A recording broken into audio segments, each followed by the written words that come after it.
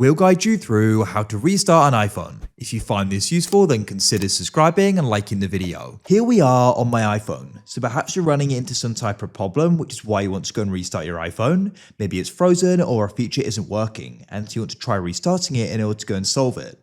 We'll guide you through how this can be done. We're covering 3 different ways you can go about this, so make sure you watch this full video and you can then decide what way is going to work best for you and how you can go and do it.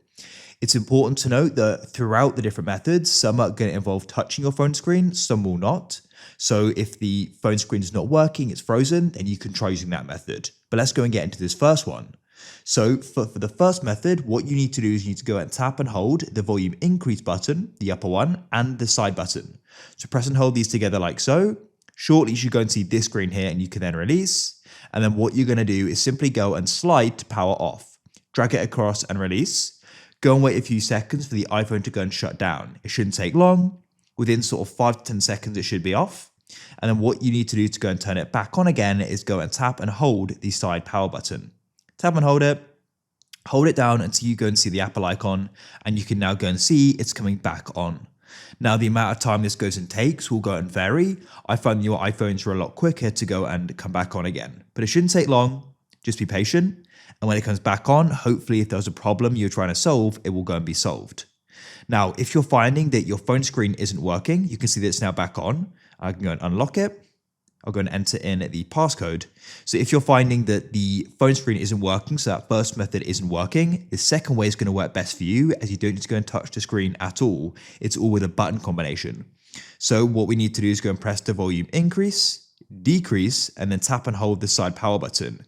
That all needs to be done quickly and consecutively. Now, you keep this held down, unlike the other method.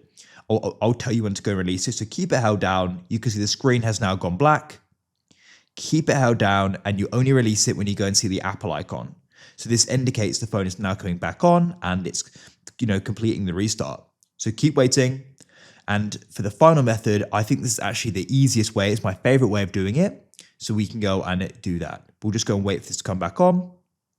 Once again, if the screen was frozen or unresponsive, this will usually go and solve it. Here we are. So now try using it. I'll go and enter in the passcode, and hopefully the problem we're trying to solve is now solved. Now, this last way is actually my favorite way. And for this, we're going to be using Siri. It's the voice assistant on your iPhone. Now, it's important to note, of course, this will need to be set up, which is why I included it last in case it isn't.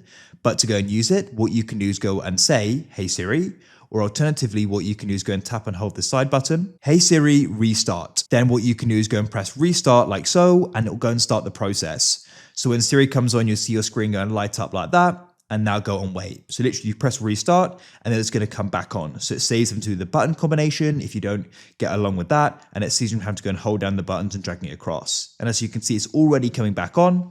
So hopefully that will go and solve the problem. Of course, if the phone screen isn't working or it's unresponsive, this method won't go and work. So the middle method, the second one, is going to work well for issues with the screen not working.